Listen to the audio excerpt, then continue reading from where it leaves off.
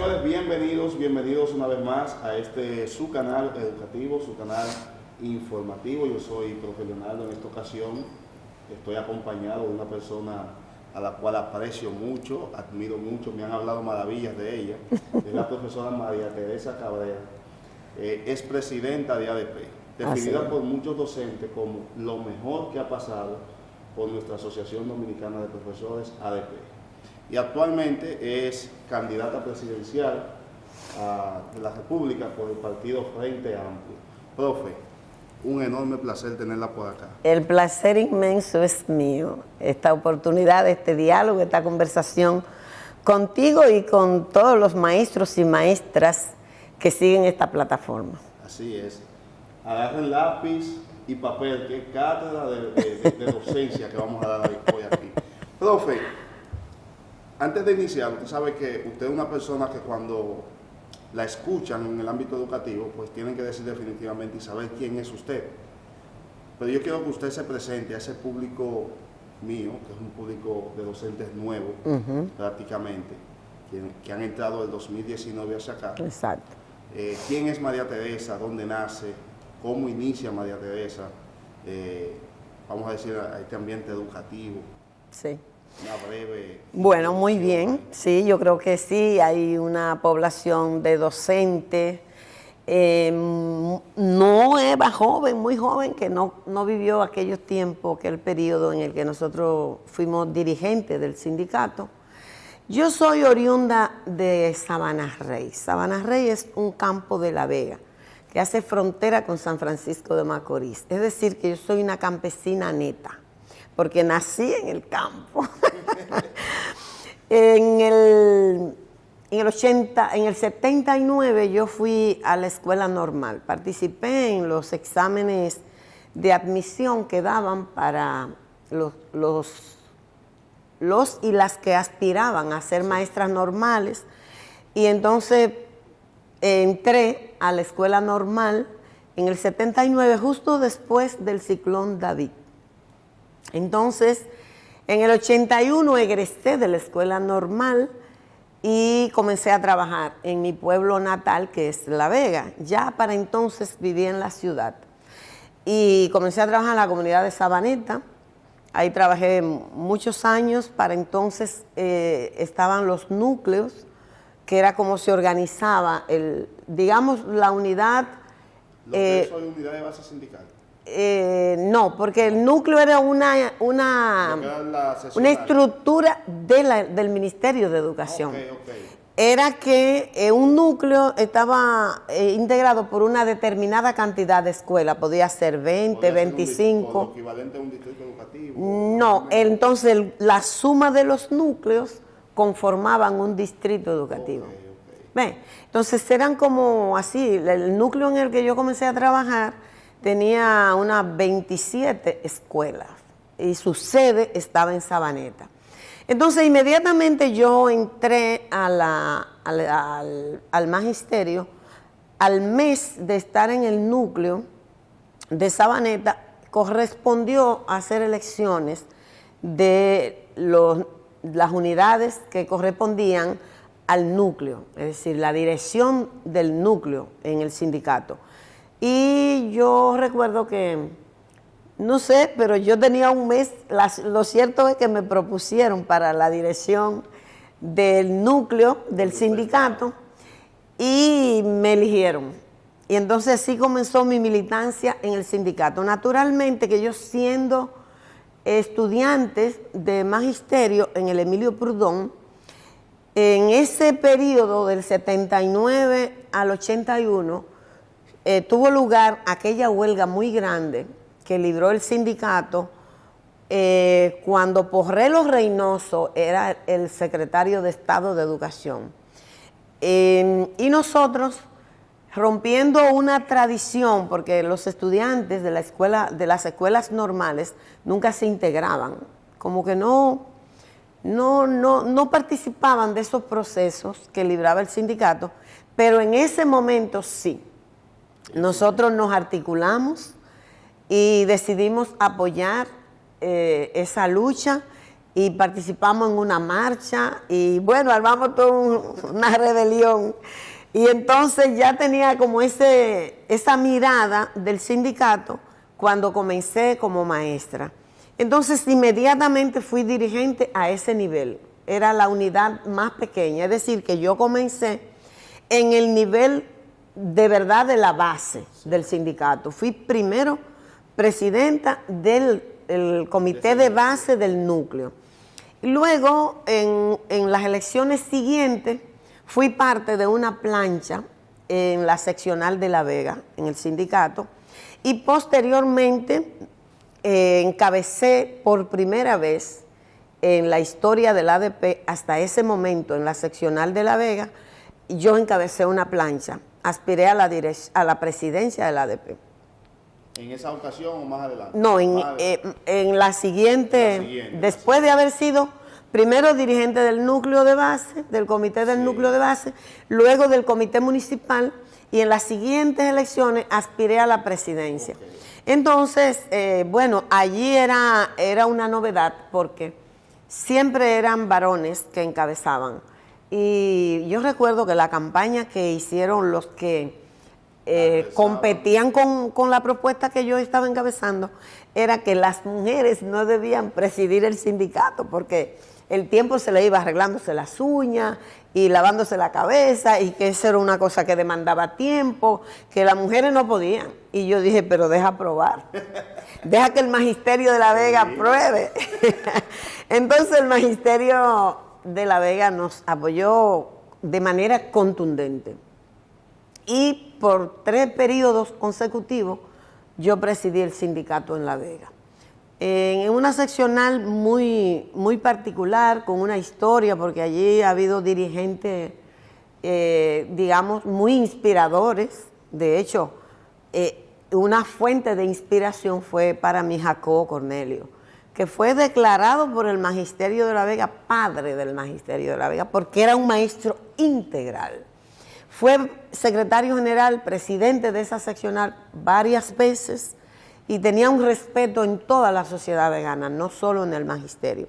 Entonces esa seccional siempre tuvo una historia de compromiso, de mucha combatividad, de mucho compromiso con la lucha social, pero también con mucho compromiso con la educación del pueblo, porque siempre entendió que la educación es la base fundamental a través de la cual una sociedad decide para dónde quiere ir. Entonces, desde la dirección del sindicato, desde el magisterio, también nosotros fuimos siempre parte de esos movimientos sociales que se desarrollaron en el Cibao Central, de defensa del medio ambiente y los recursos naturales, como Coderena, un comité en defensa de los recursos naturales que se creó en La Vega, que libró lucha muy importante, muy contundente contra la Falcon Bridge cuando quería explotar la loma de Guayguí. Entonces, también fui parte de la coordinadora de organizaciones populares. Eso era todas las organizaciones de La Vega, creamos un espacio de coordinación y yo fui la coordinadora por 2 periodos consecutivos también de esa organización. Es decir, que nosotros nos vinculamos y desde el sindicato también contribuimos a que otros sectores de trabajadores y trabajadoras se organizaran. Si nosotros íbamos a hacer como jornada de concientización con los trabajadores y trabajadoras de algunas empresas que no tenían sindicato, y entendíamos que era importante también ayudar a forjar esa conciencia de que el que trabaja, los trabajadores y las trabajadoras son los que generan la riqueza. Y solo cuando se organizan, cuando se articulan, pueden levantar la voz, ejercer la presión suficiente como para que se generen condiciones de trabajo dignas y que la riqueza pueda ser redistribuida con sentido de justicia social. Entonces, así nosotros nos desarrollamos en lo que tiene que ver con la provincia de La Vega. Luego, en una de las elecciones de la ADP, en el 93, entonces hice parte de una plancha nacional. ¿Iba como presidente en ese momento? No, era integrante de la plancha. Y bueno, aunque no pensábamos que iba a quedar dentro de lo que resultaran electos de esa plancha, sí quedamos. Entonces caímos en la Secretaría de Finanzas. Y allí llegamos, hicimos propuestas de reformas, aportes al sindicato, porque en ese momento la función de administrativa y la de firmar los cheques estaba en la misma persona. En la Secretaría de Finanzas era finanza y también administrativa. Y se supone que el administrativo le corresponde hacer una función de control. Es decir, es el que vela porque los procedimientos se cumplan y solo firma autorizando la emisión de un cheque cuando ve que los procedimientos se están cumpliendo. Pero si el que tiene que firmar la autorización del cheque es el mismo que firme el cheque, entonces, es absurdo. Y yo dije, no es posible, aunque era a mí que me tocaba. Digo, no, eso no es posible. Y entonces propusimos una reforma y en ese momento, a partir de esa reforma, es que se separa la función administrativa de las finanzas. Porque quien firma el cheque no puede ser la misma persona que autorice que el cheque se emita. Es una irracionalidad, una locura. Entonces, después de varios periodos en el Comité Ejecutivo Nacional, nos planteamos ocupando diferentes secretarías, sí, exactamente.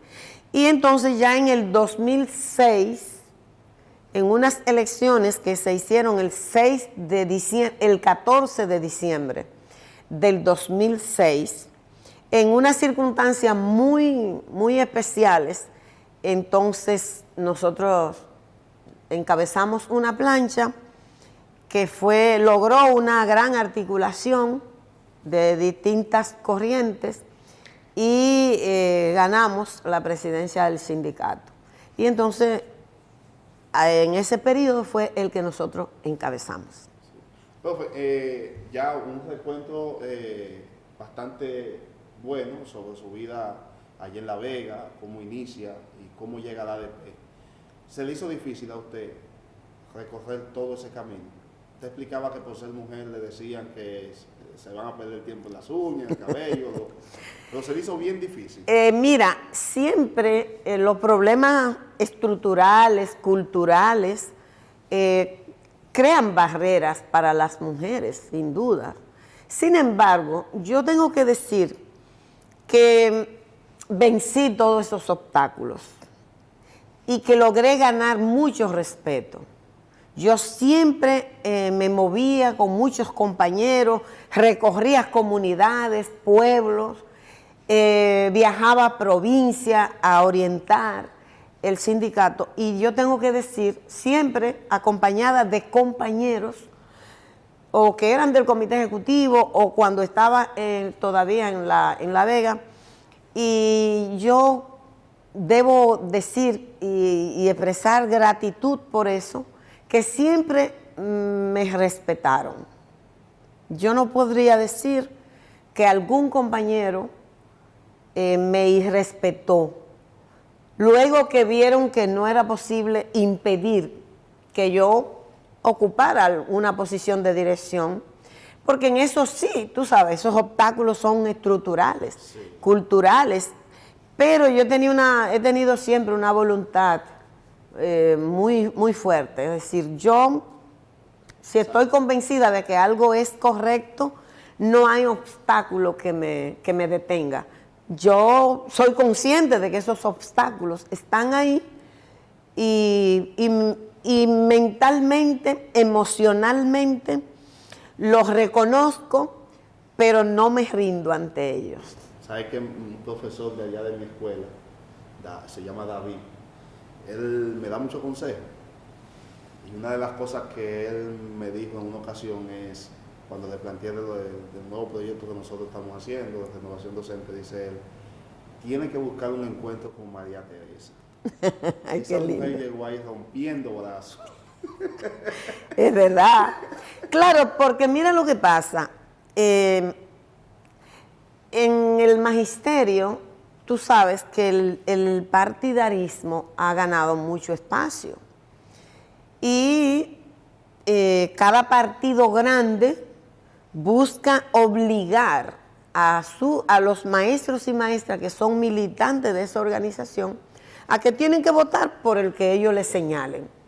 Y nosotros rompimos con eso porque muchos maestros y maestras de distintos partidos, incluyendo el PLD en su tiempo de partido organizado, disciplinado, que ya no es eso hoy, pero aún en aquellos tiempos, ellos mismos sabían que había un porcentaje de maestros y maestras del PLD que votaba por la propuesta nuestra.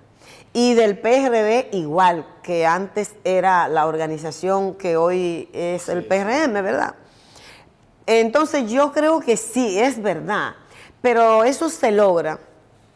Yo creo que tiene que ver mucho con, primero, la coherencia. La coherencia es muy importante. No puede haber un divorcio entre el discurso y la práctica, entre el hacer y el decir. Eso aporta mucha autoridad moral. La gente tiene la posibilidad como de darse cuenta cuando una persona está sobreactuando y cuando está hablando con sinceridad, cuando está sintiendo lo que dice. Entonces nosotros siempre hemos tenido preocupación por la coherencia como un valor freiriana al fin. Yo soy una seguidora de Paulo Freire en términos pedagógicos y políticos, porque Freire era un político también. No es posible mirar la pedagogía sin la política, en realidad. Y yo le otorgo mucha importancia a la coherencia. Entonces yo creo que el magisterio también como que pudo apreciar que nosotros no estábamos buscando nada particular. Nosotros siempre nos cuidamos de buscar nada que pudiera ser particular, de interés particular. Yo, por ejemplo, nunca fui al Ministerio de Educación a gestionar un empleo para un familiar mío. En lo absoluto, nunca. Pero también nunca fui a defender algo que fuera indefendible. Yo siempre estaba dispuesta a pelear con uña y diente, a defender a los maestros y a las maestras que le violentaban un derecho. Y eso lo sabía todas las autoridades de la Secretaría de Estado de Educación y también los maestros y maestros que iban con problemas. Yo hacía mi propia investigación y si descubría que era un abuso que se estaba cometiendo, defendía con mi vida, si era necesario, a ese maestro o a esa maestra. Pero en el Ministerio de Educación también sabían que yo nunca fui a defender algo que fuera indefendible. Es decir, un maestro que confirmara yo que estaba envuelto en tema de acoso sexual, por ejemplo, no, jamás. No podía defender algo así porque a fin de cuentas la familia nos confía sus hijos a nosotros, porque nosotros somos la escuela, porque la escuela no es el edificio, es el colectivo que está ahí. Entonces, si alguien como que defrauda esa confianza, tú no puedes, porque tú tienes que colocarte en el lugar de la mamá y del papá de ese niño o esa niña que ha sido abusado. Entonces, yo siempre estuve clara en eso. Y tenía claro también que la posibilidad de defender la dignidad de los maestros y las maestras era teniendo un sindicato con autoridad, con prestigio, con respeto en la sociedad.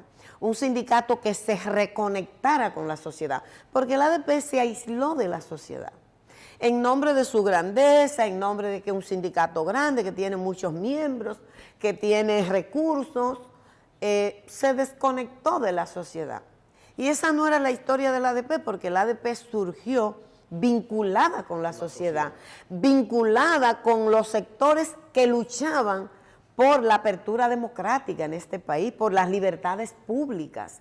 La ADP se forjó en esa contienda. Yo recuerdo los primeros de mayo, cómo era que se conmemoraba. El magisterio venía del país entero a esas marchas de los trabajadores y la trabajadora, en la que participaban estudiantes de la Universidad Autónoma de Santo Domingo, todas las centrales sindicales, y la ADP tenía una presencia determinante y se desconectó de todo eso.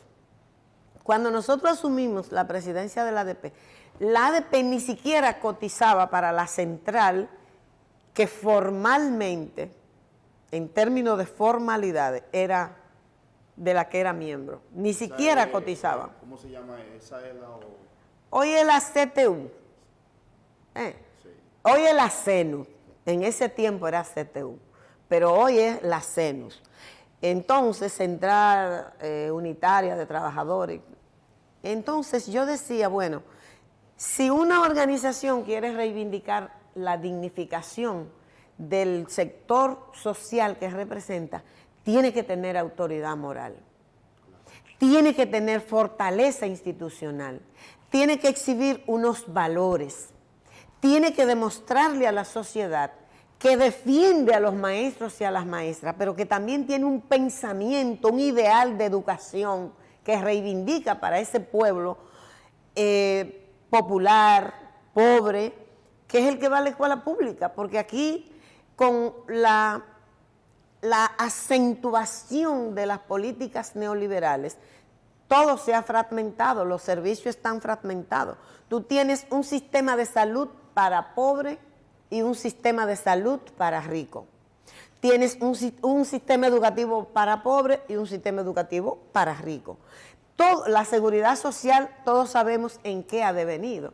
Entonces yo decía, no, el magisterio era irrespetado, déjame decirte, porque los maestros y las maestras nuevos no saben esa historia, pero el magisterio era irrespetado constantemente. Cualquiera entendía que tenía derecho para irrespetar la dignidad de un maestro o una maestra.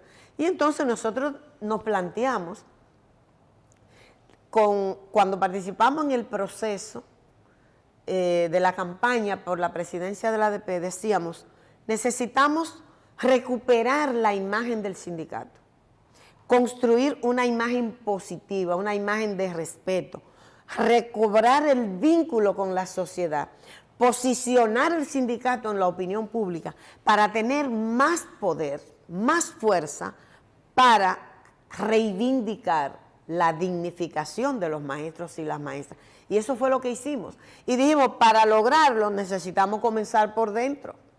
Tenemos que mirarnos autocríticamente como sindicato.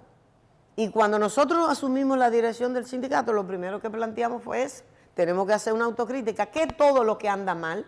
Y dijimos, la institucionalidad no anda bien. Para comenzar, un sindicato que duraba 6 años, 7 años para hacer elecciones. Cuando el estatuto decía... Ellos se pasaban la bola. Ajá. Que, tú sigues tú. No, el mismo seguía. La misma persona. Que elegían por 2 años y se duraban 5, 6, 7 años.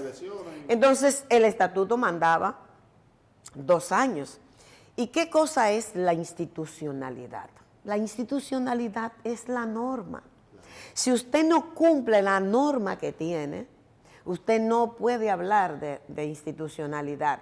Y si un sindicato no puede cumplir la norma que se da, que aprueba él mismo, su propio estatuto, que esa es su constitución, ¿cómo le puede reclamar al gobierno que cumpla la Constitución, que cumpla con la ley de educación, que cumpla con el estatuto del docente? Usted tiene que tener autoridad moral primero. Y para nosotros eso era innegociable y nos enfocamos primero en eso. Es así como nos planteamos darle una reglamentación a la vida del Comité Ejecutivo Nacional, establecer reglamento del funcionamiento del Comité Ejecutivo. El día que nos juramentamos dijimos, en 2 años hay elecciones. si lo que estábamos diciendo, no nos vamos a pasar ni media hora del periodo para el que los maestros y las maestras nos eligieron. Y en 2 años hubo elecciones. Nosotros entonces comenzamos por dentro. Miramos todo lo que entendíamos que había que mejorar internamente, comenzando por la vida institucional del sindicato. Creamos mecanismos de evaluación. Cada miembro del Comité Ejecutivo Nacional se tenía que autoevaluar, tenía que evaluar a su compañero del Comité Ejecutivo. A mí me evaluaban todos los compañeros individualmente, todos los compañeros del Comité Ejecutivo, de manera anónima, es decir, no se sabía quién era, para que lo hicieran con libertad. Claro. Afortunadamente, siempre me evaluaron excelente. A pesar de que era un sindicato, un comité ejecutivo mayoritariamente, sí, de mi espacio, de mi corriente, solamente era uno, éramos 2 de 21.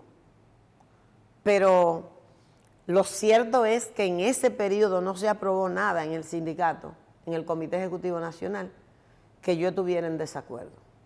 Cuando planteaba desacuerdo, se quedaba sobre la mesa. Y no lo hacía de manera autoritaria porque llevaba la discusión al Comité Ejecutivo.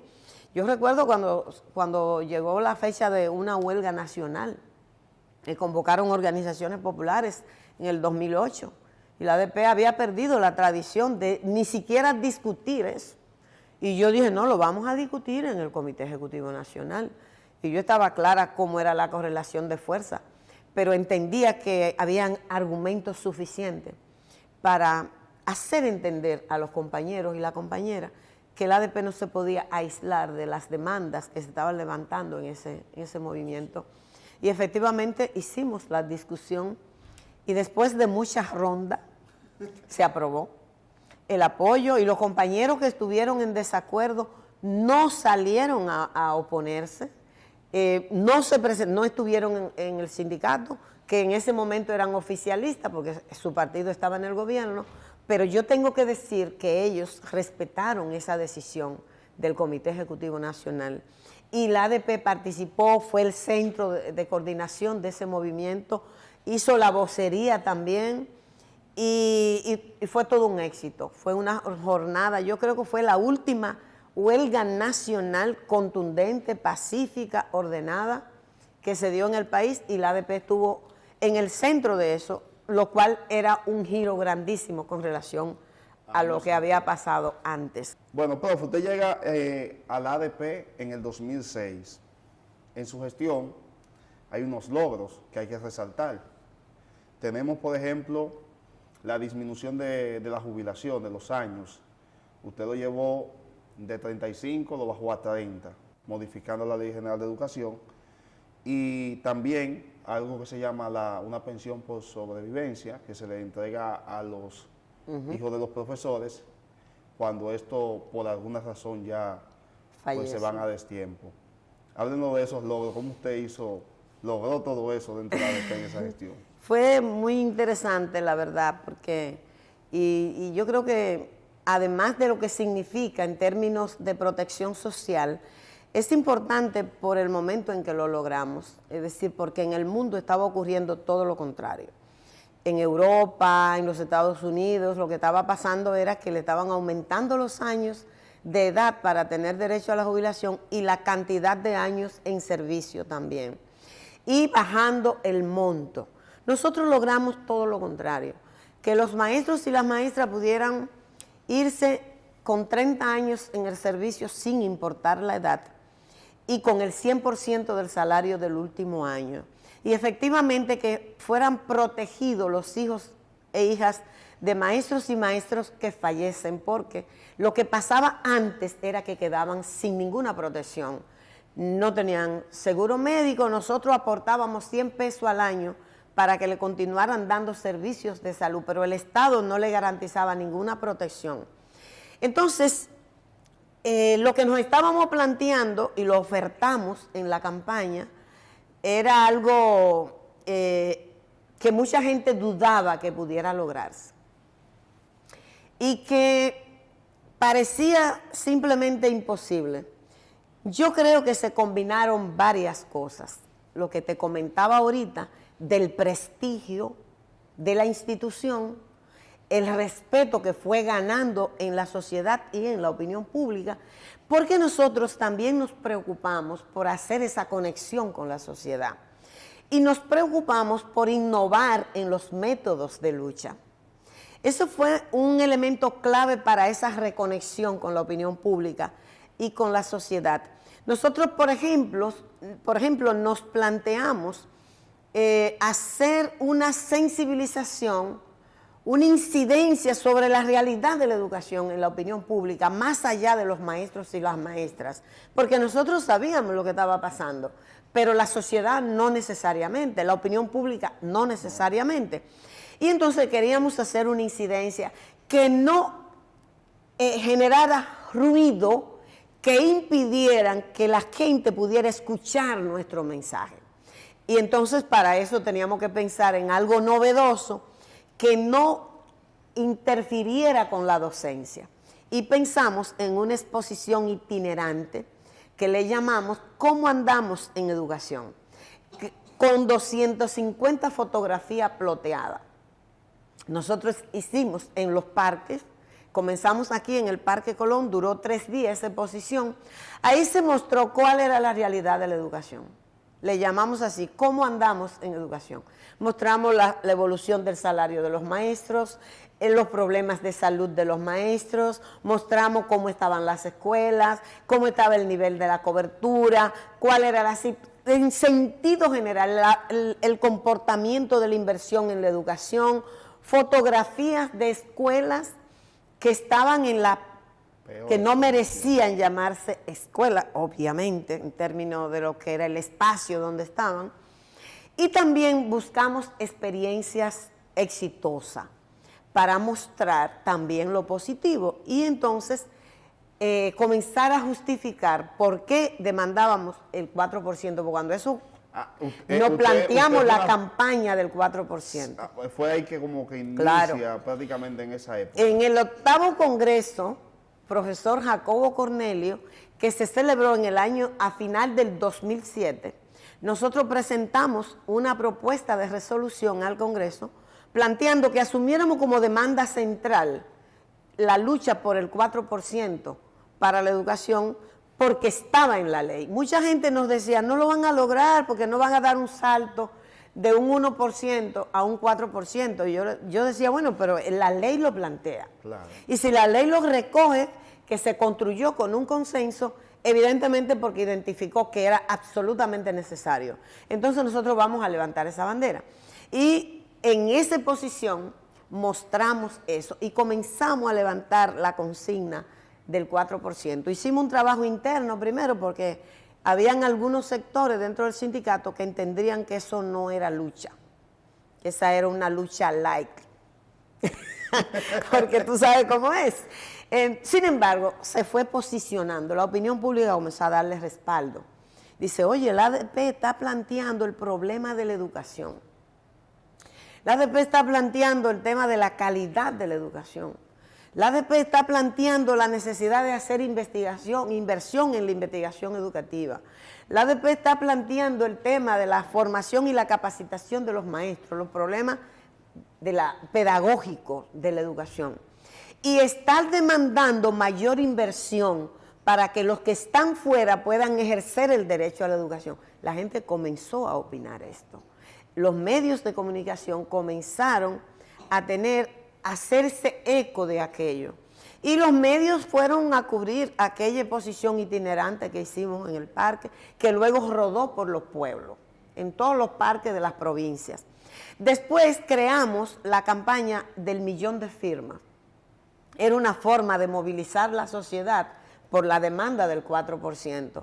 Y entonces nos planteamos recoger 1.000.000 de firmas de dominicanos y dominicanas que apoyaran la demanda del 4%, lo cual implica que un gobierno que se reivindique mínimamente democrático, una demanda que es avalada por 1.000.000 de ciudadanos y ciudadanas, tiene que ponerle atención. Claro.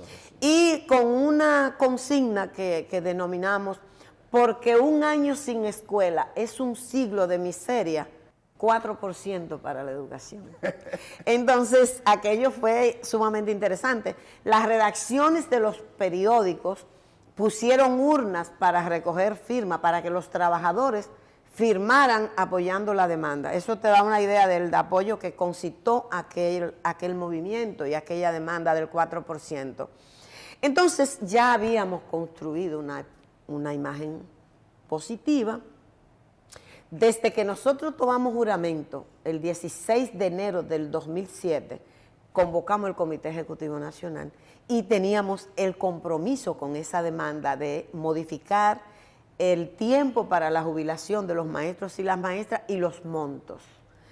Y además no planteábamos el plan complementario, es decir, que los profesores pudieran recibir cuando se jubilan un dinero junto que le permita alguna iniciativa después que se jubilan, para que no se enfermen, que tengan algo que hacer, claro, y que le pueda generar ingresos adicionales. Entonces, sabíamos que eso no era cualquier cosa. Y lo primero que yo dije en el Comité Ejecutivo, vamos a crear una comisión para esto, en la primera reunión. Obviamente yo encabezaba esa comisión. Y dije, hay que involucrar a otras instituciones, hay que involucrar temprano al Ministerio de Educación. Hay que involucrar al INAVIMA y hay que involucrar a la Comisión de Educación de la Cámara de Diputados y Diputadas, que efectivamente la encabezaba una maestra. El INAVIMA estaba dirigido en ese momento por una maestra también que sentía por los maestros, que era Marisa Rossi. Y hicimos y la Alejandrina Germán era la secretaria de Educación. Y evidentemente desde que nosotros asumimos el sindicato, en el mismo acto de juramentación recibimos mucho apoyo de la sociedad. Es decir, la sociedad como que esperaba una gestión distinta. Y algunas personas que pensábamos, porque tenemos una militancia de izquierda, íbamos a virar y a hacer cosas, al radicalismo, nosotros mostramos una racionalidad que sorprendió a muchos. Es decir, nosotros tenemos determinación de luchar. Cuando hay que luchar, apelamos a métodos integradores, cívicos en la lucha, pero también revelamos un compromiso constante con la educación de los pobres de este país. Y eso nos hizo ganar un espacio. Entonces, la secretaria de Educación, llegó un momento que estaba tan involucrada y yo dije, bueno, ¿por qué había que involucrar al ministerio? La secretaría en ese momento. Porque cuando se va a reformar una ley, si se va a aprobar una ley, le van a pedir opinión al Ministerio de Educación, entonces no espere que lo consulten sin que sepan de qué se trata, compromételo desde el principio. Hicimos una articulación interinstitucional impresionante. ¿Qué pasa? Que la resistencia fundamental a esa demanda estaba en el sector financiero de este país, es decir, la oligarquía financiera, que son los dueños de las AFP. Y evidentemente no querían que se impusiera un mal ejemplo, para ellos es un mal ejemplo. El régimen de pensión y jubilación de los maestros y las maestras que está contenido en la ley 451-08, para ellos eso es un mal ejemplo. ¿Por qué? Porque lo que hacen las AFP es estafar a los trabajadores y las trabajadoras. Para que tengan una idea, comparen con cuánto se iría un maestro o una maestra si se jubilara en una AFP hoy y con cuánto se va en el sistema de jubilación que tenemos nosotros. Que es colectivo. Que es con el 100% del salario que devenga en el último año. Entonces, Leonel le da unos salarios. Sí, claro. ¿Cuántos salarios son? ¿O 20? 25 salarios. Ese salario es el promedio de los ingresos que ha tenido en los últimos 25 años. Entonces, el promedio de eso lo multiplican por 25. Hay profesores y profesoras en estos momentos que se han retirado que han recibido 800,000, 900,000, algunos hasta 1,000,000 Sí, y más. Entonces, cada vez va a ser más porque el salario ha mejorado. ha mejorado. Entonces, el salario de antes del 2000, por ejemplo, era un salario de No, yo, miserable. Es decir, nosotros llegamos a ganar, en una lucha que libramos, el salario era 550 pesos. cuando yo dije que iba a estudiar educación en el 2010, el profesor de matemáticas mío me dijo, no, mi hijo, no te metas en eso. Muchos profesores estaban renunciando. Y todo eso. Pero el ejercicio docente es lindo, porque yo no sé si hay otro ejercicio más hermoso, más noble, más placentero cuando a uno le gusta. Sí, Entonces, sí. es verdad que hay que exigir condiciones dignas, pero uno disfruta esto cuando lo hace con amor, ¿no? Entonces, para cerrarte esta parte, decirte que la gran batalla fue contra el sector financiero, es decir, esa oligarquía que presionó al gobierno, al presidente Fernández, que era el presidente en ese momento, y eso provocó que el presidente Fernández observara la ley. Él la devolvió. Pues nosotros diseñamos una estrategia para que no hubiera forma, organizamos vistas públicas en toda la provincia para convocar todas las organizaciones y mostrar el respaldo masivo de esa demanda. Fue una estrategia bien pensada. Y aún así, la presión del sector financiero hizo que el presidente Fernández observara la ley en principio. Yo estaba fuera, venía de un congreso de África y me detuve en Estados Unidos, y el día que el presidente observó la ley, yo estaba permanentemente comunicándome con los compañeros, me llamaron de una vez y me dijeron que el presidente había devuelto la ley por la presión del sector financiero. Entonces yo cambié el vuelo y arranqué volado. Cuando llego, convocamos el Pleno Nacional de Dirigentes y la prensa.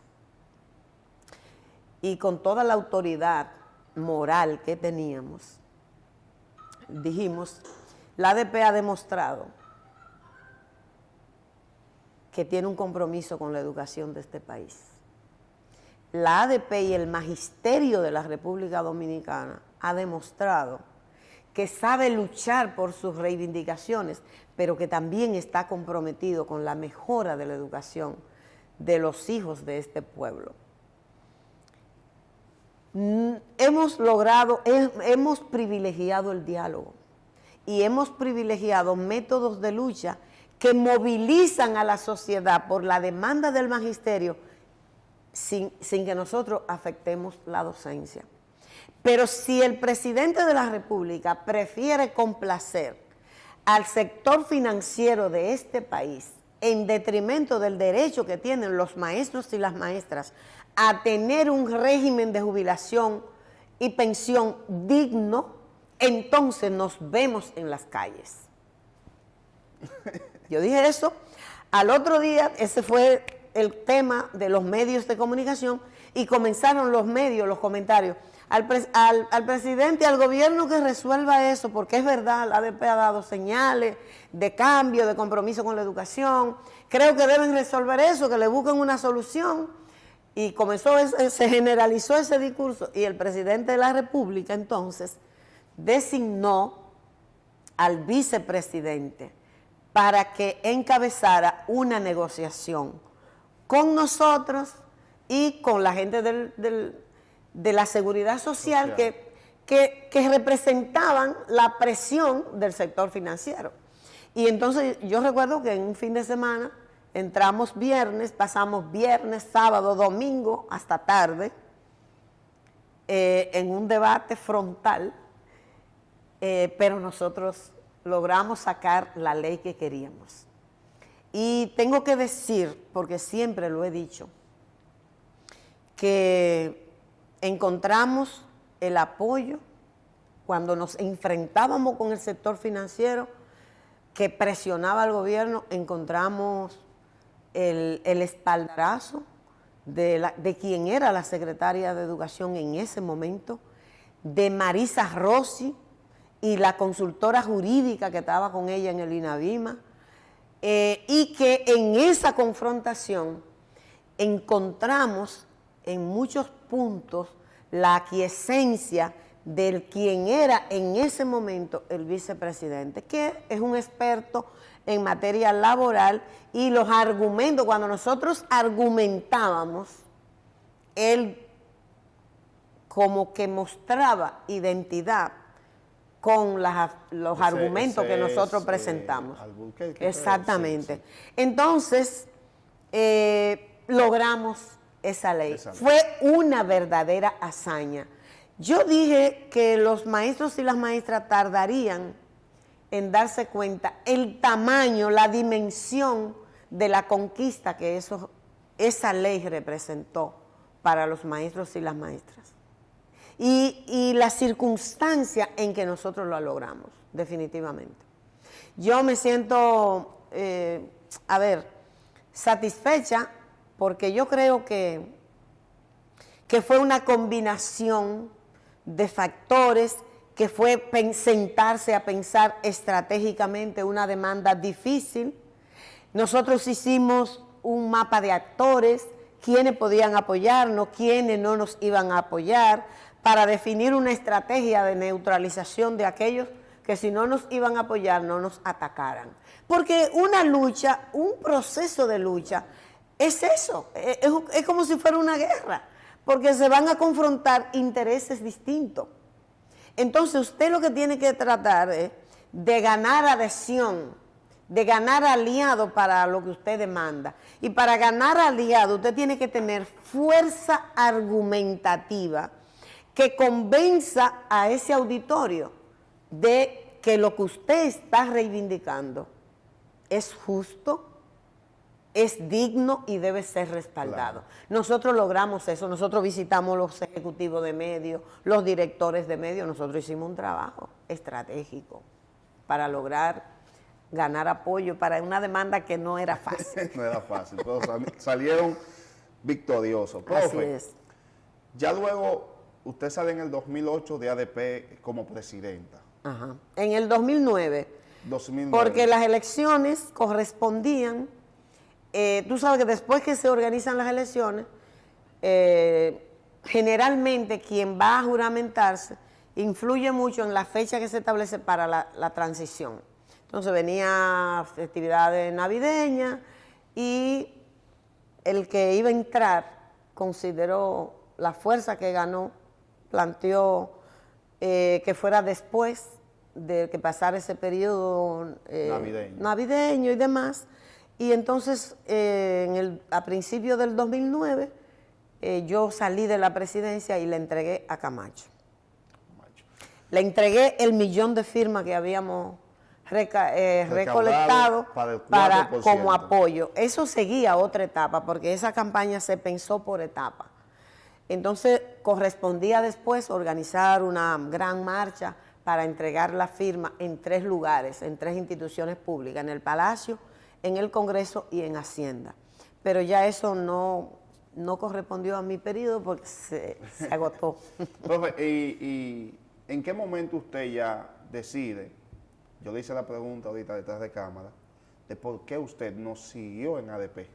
¿En qué momento usted decide ya decir, hasta aquí, hice tal y tal cosa, creo que es suficiente, hay que seguir dando paso a nuevas generaciones que vienen?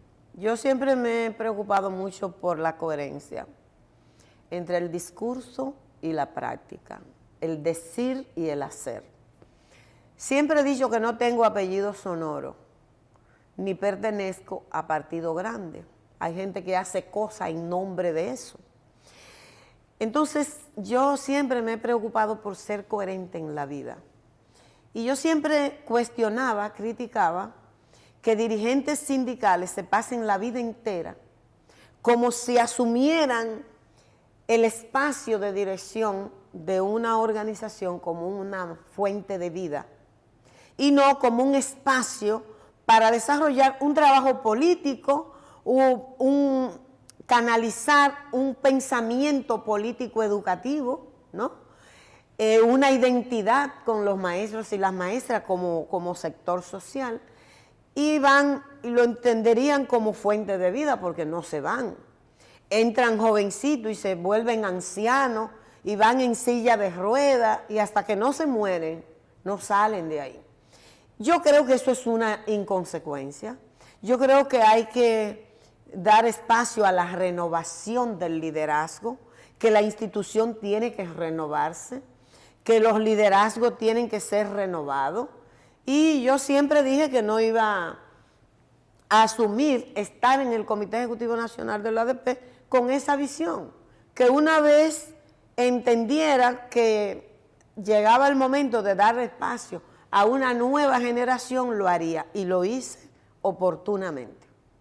Y en ese momento, obviamente sin desvincularme, porque yo sigo conectada, yo soy docente a nivel de la UAS y también trabajo en el Instituto Superior de Estudios Educativos Pedro Poveda, que trabaja mucho con maestros y maestras a nivel de programa de posgrado, y continúo ese vínculo, además de que me mantengo en esa conexión con la corriente, pero ya entendía que debía dar paso a una nueva generación de dirigentes en el Comité Ejecutivo y en la corriente magisterial Juan Pablo Duarte. Y lo hice para ser consecuente con mi discurso. Profe, y después de ahí ya, ¿cómo usted llega a Frente Amplio? ¿Cómo se interesa ya por la política en sentido partidario? Mira, yo siempre he compartido el ejercicio docente con la lucha social, el activismo social y la lucha política. He sido militante, siempre he militado en organizaciones progresistas, de izquierda. Nunca he estado en una organización de la derecha, porque yo creo que la derecha reivindica sus banderas y no son mis banderas. Yo reivindico la justicia social, reivindico la democracia auténtica, reivindico la igualdad, reivindico el fortalecimiento institucional, reivindico la participación de la ciudadanía en las tomas de decisiones relevantes, y eso no lo garantiza la derecha. Y por lo tanto, siempre he compartido. Hay gente que dice, mira, la educación no puede vincularse con la política. No hay nada más político que la educación. No lo hay. ¿Por qué? Porque ¿qué cosa es un posicionamiento político?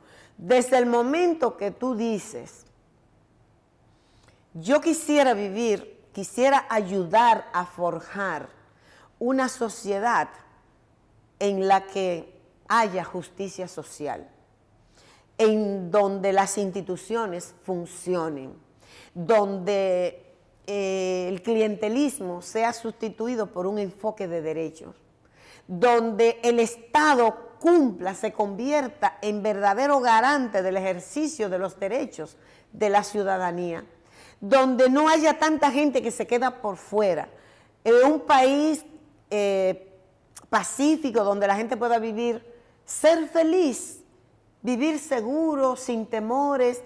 Desde el momento que tú dices eso, tú estás planteando un posicionamiento político. Tú estás asumiendo un posicionamiento político. Entonces, yo siempre he tenido un posicionamiento político desde muy temprano, porque yo, siendo adolescente, ya era vocera de las organizaciones de mi comunidad. Yo vengo de un campo que no tenía nada, y conquistamos con lucha tener agua potable, tener escuela, porque la escuela llegaba hasta 6º grado y después tú no tenías para dónde ir. La carretera, porque teníamos que ir remangado, descalzo, porque no, ¿cómo se ponía el zapato? Con unos caminos que el lodo llegaba hasta aquí para llegar a una escuela. Entonces todo eso lo conquistamos con lucha. Yo temprano estaba con mis 2 colitas, siendo una niña, era vocera de las organizaciones, demandando solución a los problemas de la comunidad. Recuerdo en una ocasión que un funcionario del gobierno de Balaguer, que recibió una comisión nuestra, porque hicimos un proceso bien contundente que nos tuvieron que escuchar, y yo fui la vocera, y cuando él me vio con esas 2 colitas, y esa muchachita, esa niña, él dijo, yo expliqué, yo fui la vocera, y dijo, yo tengo que lograr que el presidente resuelva estas demandas, porque esta niña me ha cautivado. Esa niña tan pequeña, lo bien que comunica, la fuerza que le pone a sus argumentos, y además tiene unos ojos que hablan. Yo recuerdo que dijo eso. Nunca se me ha olvidado, la verdad. Entonces, yo siempre he tenido ese posicionamiento político. Y he decidido en el Frente Amplio aceptar esta propuesta, que obviamente busca construir una propuesta política que se pueda plantear propósitos superiores en el sentido de abrir paso a una nueva época política en la República Dominicana, que pueda reencontrarse con los propósitos del programa mínimo de la expedición de los expedicionarios de 1959, que demandaban cosas tan elementales como la democracia, es decir, un ordenamiento, una constitución que partiera de principios democráticos, un sistema de seguridad social. Se planteaban los expedicionarios del 59 en su programa mínimo. La alfabetización para acabar con el analfabetismo. Todavía tenemos una proporción de ciudadanos y ciudadanas que es analfabeta, es decir, que conserva toda su vigencia. Pero también nosotros creemos que los patriotas de la Revolución de Abril de 1965 reivindicaban aquello, es decir, una nueva época política. Que esa nueva época política se sintetizó en la Constitución del 63, del gobierno que encabezó el profesor Juan Bosch, pero el golpe de Estado y la intervención norteamericana del 65 malograron aquello, pero tiene toda la vigencia. Entonces nosotros creemos que los grandes problemas de la República Dominicana derivan de las características, de los rasgos del sistema político, que son, en síntesis, la concentración de la riqueza, un país que tiene 60 años con la economía creciendo, pero la pobreza también crece. Es decir, millones de familias viven sin agua potable. Por eso, mucha gente no tiene ninguna protección. Por eso, en este país se profundizan los niveles de desigualdad y de inequidad social. ¿De dónde deriva entonces la inseguridad ciudadana que vivimos hoy? Sí. El crecimiento de la delincuencia, de la criminalidad, deriva de esa enorme desigualdad social que existe, que caracteriza a la República Dominicana. Se podría llamar una negación de derechos. Claro, y esa desigualdad es una derivación de los rasgos del sistema político que tenemos, que, como decía, ese es un rasgo, la concentración de la riqueza, pero también la centralización del poder. Aquí todo está centralizado en una persona que toma la decisión. La ciudadanía tiene que tener mecanismos de participación en la toma de decisiones. Usted tiene el clientelismo como un rasgo fundamental del Estado. Tiene que ser transformado en un enfoque de derechos. Pero tú tienes entonces la impunidad y la corrupción. Altísimos niveles de corrupción y de impunidad ha caracterizado el Estado dominicano históricamente. Eso de esa lógica entonces deriva la estructuración de un sistema fiscal que estructura un sistema tributario que obliga a los más pobres a pagar más impuestos que a los más ricos. Injusto, por Dios. Claro. Esa lógica tiene que ser transformada, pero para transformarla hay que creer en eso, ¿no? Claro. Entonces tenemos como decía ahorita, un sistema de salud para pobres y otro para ricos. Un sistema educativo para pobres y un sistema educativo para ricos. Vamos a estar claros de eso. Y los males de la educación, lo más fácil, que los que son responsables de esos males, le queda muy cómodo echarle toda la culpa a los maestros y a las maestras. La educación es mala porque los maestros son malos. No es verdad. Los problemas de la educación derivan del sistema político. ¿Cuánto dinero se traga del presupuesto de educación el clientelismo? Mucho. ¿Cuánto dinero se traga la corrupción y la impunidad del presupuesto de educación? Mucho. Mucho dinero. ¿Cómo impacta la cotidianidad de la escuela el tema de la institucionalidad, la debilidad institucional, que es también una característica del sistema político profundamente? Porque, como dije ahorita, la institucionalidad es la norma. Y si usted tiene, por ejemplo, en el sistema educativo, el concurso como norma, que está establecido en una normativa para ingresar. Si usted va al concurso y lo gana, ¿por qué cuando usted va a reclamar que lo nombren, porque usted ganó el concurso, obtuvo una calificación, y deberían designarlo en el orden de las calificaciones, porque eso es lo que dice la norma? Claro. Sin embargo, hay gente que teniendo esa calificación, cuando gestiona y pregunta por qué no me han designado, va y lleva su documento, le dicen, pero ¿quién te mandó? Y es que te tiene que enviar a alguien. ¿Qué es lo que le están diciendo? ¿Cuál es el padrino político tuyo? Eso es una expresión de debilidad. Mucho, profe, pero por favor, que no se toma en cuenta muchas veces el orden de la calificación. Por lo mismo. Muchos postulantes dicen, pero yo tengo una calificación más alta que otra persona, y ya eso está nombrado, tiene 2 o 3 meses nombrado, y yo sigo en banco de elegible. Eso es lo que se llama institucionalidad. La debilidad institucional. Es así que se expresa. Entonces, ¿eso tiene un impacto en el aula? Sí, tiene un impacto. Claro. Porque si cuando un maestro o una maestra gana su concurso, demuestra que tiene unas competencias y le niegan el espacio porque no tiene un padrino político, y en su lugar envían a una persona que no mostró esas capacidades, esa vocación, esos valores, esos principios éticos que se supone se tienen que explorar en el concurso, ese va a darle clase a un grupo de niños y niñas. Entonces eso tiene un impacto en la calidad de la educación. Claro, sí, pero además el sistema educativo nuestro, como una derivación del sistema político, de la cultura política, es autoritario. Construye relaciones verticales.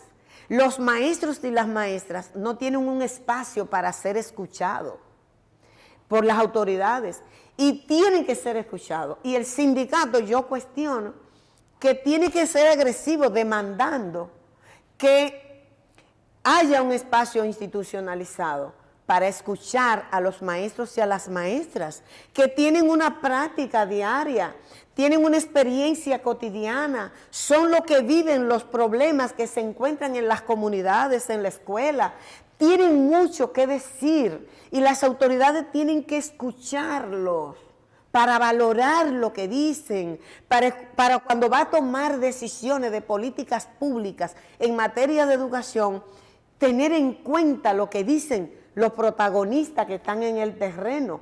Pero aquí a los maestros y a las maestras se les trata como simples ejecutores, como gente que no piensa, que no puede sistematizar su práctica, su experiencia cotidiana y aportar ideas para las políticas públicas. No, a los maestros se les ve como gente que está ahí, que tiene que hacer todo lo que se le manda hacer.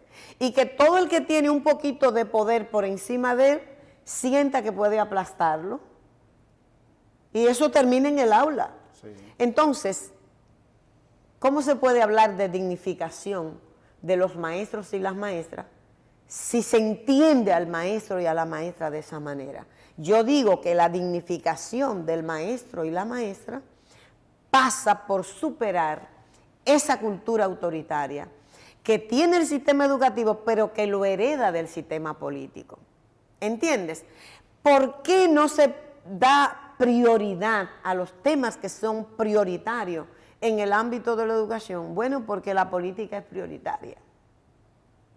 Entonces, por eso nosotros decimos, en este país hace falta abrir paso a una nueva época política. Y cuando decimos eso, lo que estamos diciendo es transformar los rasgos del sistema político, es conseguir un sistema político que conciba el Estado y su funcionamiento desde la lógica del enfoque de derecho en lugar del clientelismo, desde la ética y la transparencia en lugar del manto de impunidad que estimula la corrupción y que daña la moral colectiva de la sociedad. Un Estado que conciba, que cree mecanismos de participación de la ciudadanía en las tomas de decisiones, un Estado que entienda la salud como un derecho para todos y todas y que por lo tanto la entienda como un deber y una obligación del Estado y que no segregue a la población un servicio para uno y un servicio para otro. Educación de pobre y de rico. Exacto. Y que la seguridad social no puede seguir siendo una fuente de acumulación de riqueza, de acumulación de capital de los sectores de la oligarquía financiera de este país.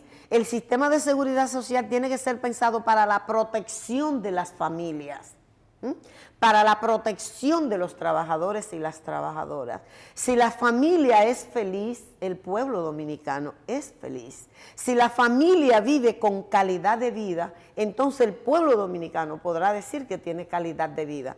Por eso nosotros entendemos ejes esenciales en términos de propuesta. Creemos que aquí hay que producir un proceso de reforma político-institucional que transforme el Estado y su funcionamiento, que apunte a una auténtica independencia de los poderes, que la justicia aprenda a entender que no es solo para aplicársela a los pobres, que todo el que viola la ley debe ser sentado en el banquillo de los acusados, no importa si tiene mucho dinero o si tiene mucho poder político, si es de un apellido sonoro o es un apellido pobre. No puede seguirse entendiendo que la ley es solo para aplicárselo a los pobres, a los que roban una gallina o un picapollo, un racimo de plátano. No, no se debe robar el racimo de plátano, pero hay que sancionar también a los que roban mucho. Claro. ¿Entiendes? Creemos que el tema medioambiental, el tema climático, el tema de la energía renovable tiene que ser un eje central hoy día porque el planeta está hablando, el planeta está gritando y es la vida, a final de cuentas, la que se está violentando. Entonces es un eje importante en términos de políticas públicas, pero también transformar la política fiscal. El sistema tributario no puede ser lo que es hasta ahora, es al revés, no puede ser el consumo lo que se grave. Hay que gravar las grandes propiedades y las grandes ganancias. Los que más ganan, los que más riqueza, beneficio obtienen, tienen que ser los que más impuestos paguen. Para eso hay que cambiar la lógica de la política fiscal. Nosotros creemos que el tema de la producción nacional es una cuestión central, porque aquí los políticos tradicionales hacen demagogia con la consecuencia de los problemas, pero no abordan las causas. Entonces, hasta que tú no abordas la causa de los problemas, no los resuelves. Claro, cuando usted ve a un médico, tiene mucha fiebre, el médico lo primero que hace es que te manda a hacer análisis para establecer cuál es la causa de esa fiebre. Y solo cuando la identifica puede aplicar un tratamiento para eliminarla. Y con los problemas sociales pasa lo mismo. Entonces, si nosotros queremos transformar el sistema educativo, necesitamos transformar los rasgos del sistema político. Mientras las cosas sigan como están, vamos a tener un sistema educativo que con una élite que va a seguir culpando a los maestros y a las maestras de los males de la educación, pero la verdadera causa de los problemas de la educación están en las características del sistema político que heredamos de la dictadura y que no ha sido superado. Es que aquí se reeditó la institucionalidad y la cultura trujillista, quitándole los crímenes a leves. Profe, yo no sé si usted ha escuchado de un joven que ya tiene un tiempo en diferentes medios de comunicación, se llama Darían Vargas. Él tiene una propuesta que empezó este año de un Ministerio de Educación Independiente, que busca prácticamente eliminar la politiquería dentro del ministerio y centrarse en la educación. Tratar de que pues, República Dominicana esté entre los mejores países a nivel educativo. ¿Qué opinión usted merece sobre un Ministerio de Educación donde la politiquería se elimine, se erradique totalmente? Mira, la posibilidad, un ministerio independiente de quién es la pregunta.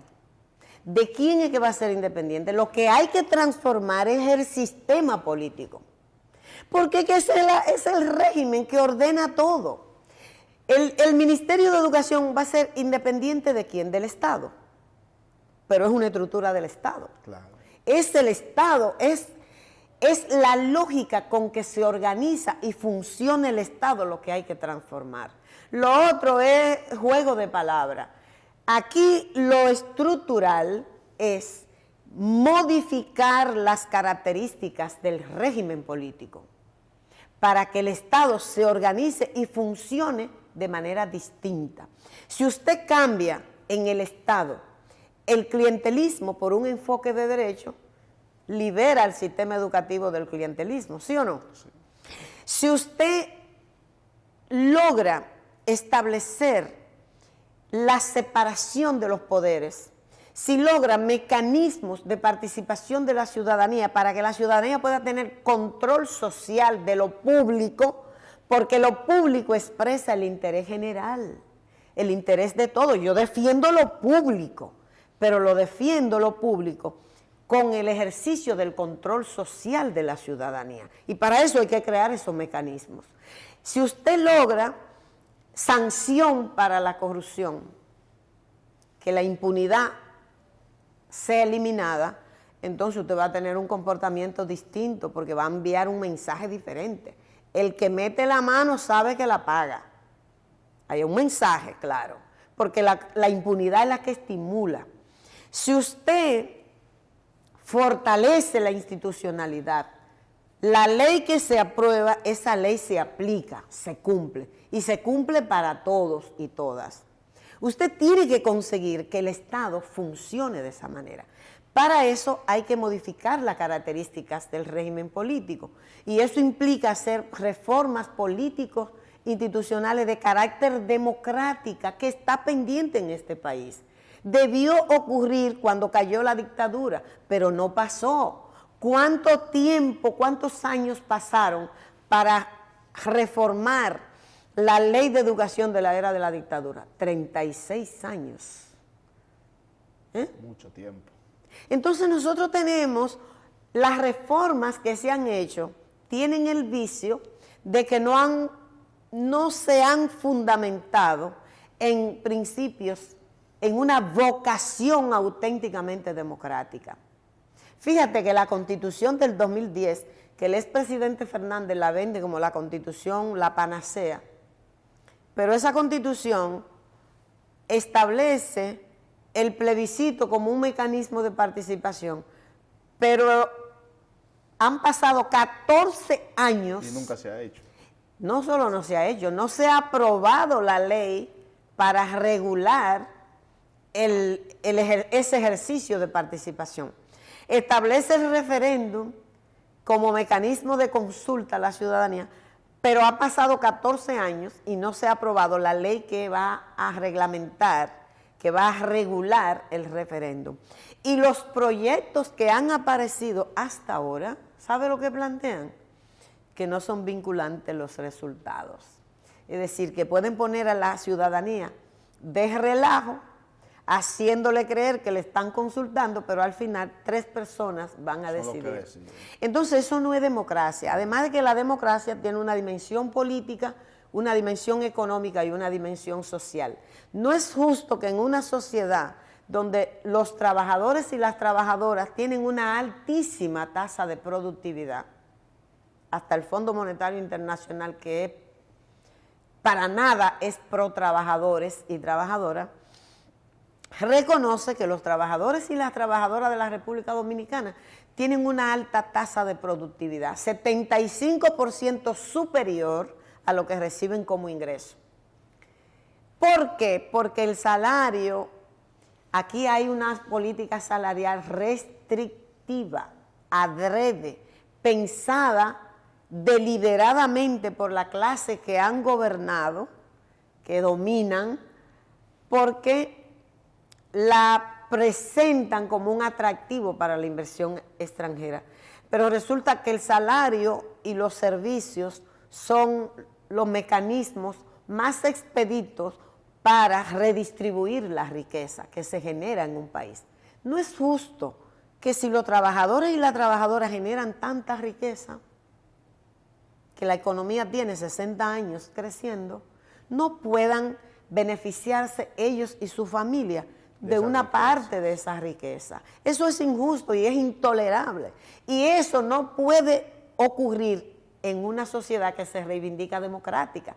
Entonces, lo que nosotros estamos ofertando es que logremos un proceso de reforma político-institucional auténticamente democrática que le garanticen al pueblo dominicano completar la obra, la construcción de la sociedad que pensaron los fundadores de la nación. Y es válido conectarlo porque estamos en el mes de la patria. Duarte y los trinitarios y las generaciones que le siguieron en la lucha por la independencia y la soberanía no pensaron una República Dominicana tan desigual, tan inequitativa.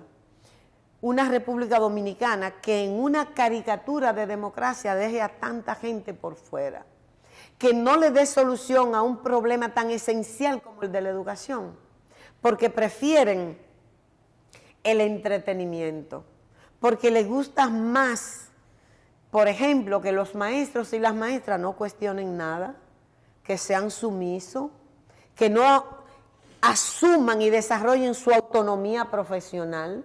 No quieren escucharlo, prefieren maestros y maestras que no tengan nada que decir, que simplemente estén ahí esperando que le manden de arriba instrucciones para hacerla, como si no pudiésemos pensar, como si no pudiésemos sistematizar nuestras experiencias, construir aprendizaje a partir de esas experiencias, presentar propuestas de la mejora que debe hacer el sistema educativo.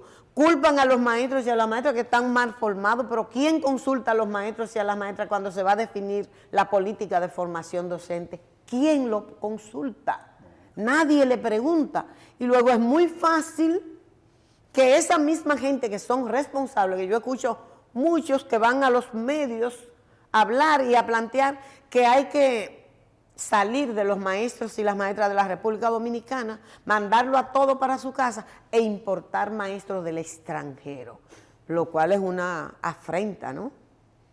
Porque esa es una verdadera afrenta, claro, una ofensa, una agresión a los maestros y a las maestras, que si se exploraran más las experiencias de maestros tan consagrados, tan dedicados, que hacen tanto esfuerzo, que aman a sus niños y niñas que tienen por delante, que son verdaderos líderes en sus comunidades, verdaderos orientadores en las comunidades, pero nada de eso se dice. Ninguna de las demostraciones de amor por sus estudiantes que los maestros y las maestras de este país tuvieron durante la pandemia, no la exhiben como algo, como una experiencia positiva. Solamente hay un látigo para culpar a los maestros de todos los males de la educación. Eso no puede seguir siendo así y esa farsa hay que desmontarla. Es así. Profe, de verdad muchas gracias. Encantada, gracias a ti. La invitación y regalarme este espacio con usted. Es algo que yo, desde que me empezaron a hablar de usted, las personas que vivieron ese tiempo que usted estuvo en ADP, me fascinó. Dije, yo tengo que hacer ese acercamiento. Recuerdo que le escribí por Instagram. Sí. Y le puse un comentario, porque yo soy insistente. Sí, sí. Bueno, pues le escribí privado, usted de una vez me respondió. Y bueno, empezamos a hablar por WhatsApp, me puso fecha y así mismo fue, totalmente. Hoy 12, ya estamos aquí y realizamos esta entrevista para que ustedes se la disfruten. Dejen en los comentarios de esta entrevista qué les pareció, qué opinan sobre la profe María Teresa y nos vamos a ver en un próximo contenido. Gracias a ti.